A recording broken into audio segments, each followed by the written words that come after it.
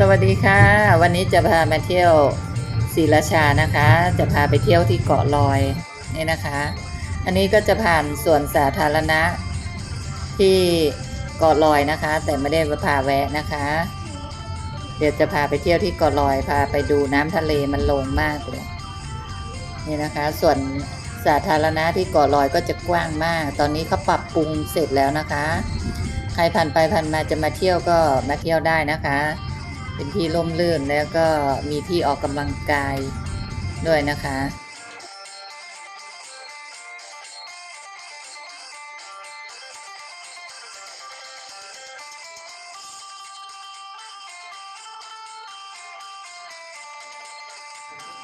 อยู่ติดกับทะเลเลยนะคะนี่นะคะ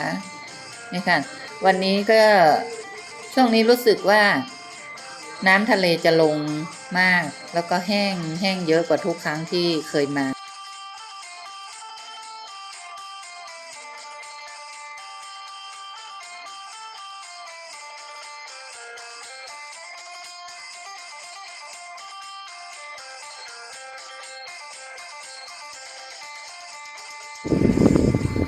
วันนี้ น้ำแห้งมากเลย อันนี้ที่เกาะลอยศรีราชานะคะโอ้น้ำลงแล้วเขาก็มาหาหอยกันนี่นะคะน้ำลงเยอะมากนี่ค่ะอากาศมันก็ร้อนด้วย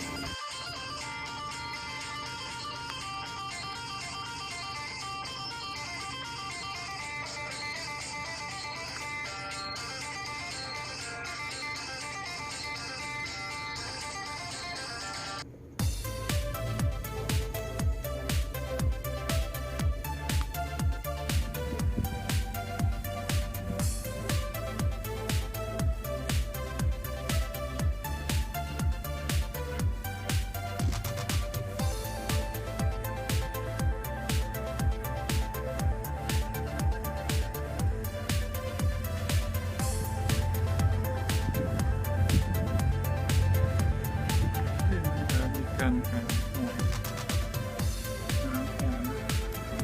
ช่วงที่น้ำลง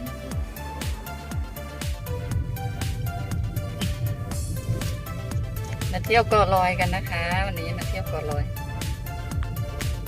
ก็อาจจะไม่ค่อยทั่วเท่าไหร่ มันร้อนมากเลย ตอนกลางวัน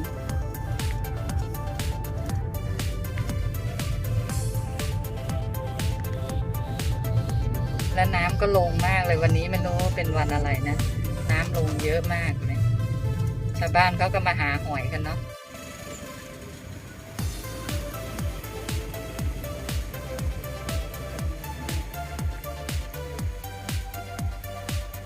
น้ำลงเยอะมาก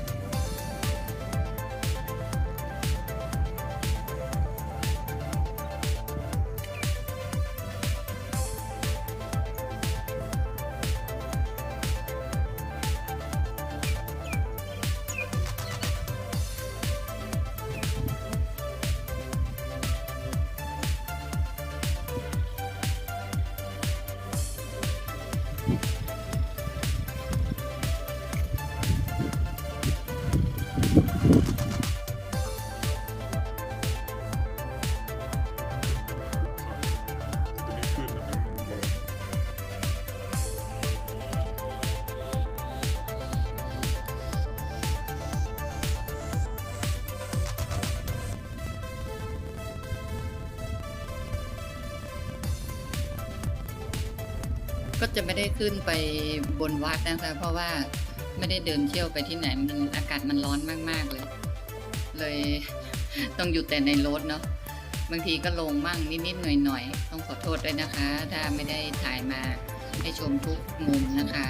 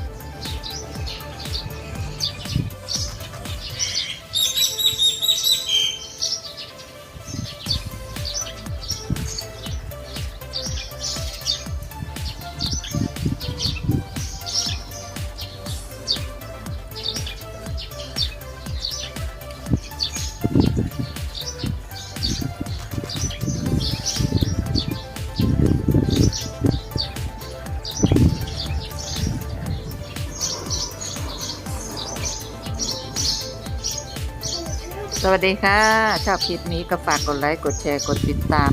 และอย่าลืมกดกระดิ่งกิ้งๆให้ย่าน้องคุณด้วยนะคะ เพื่อที่จะไม่พลาดคลิปต่อไป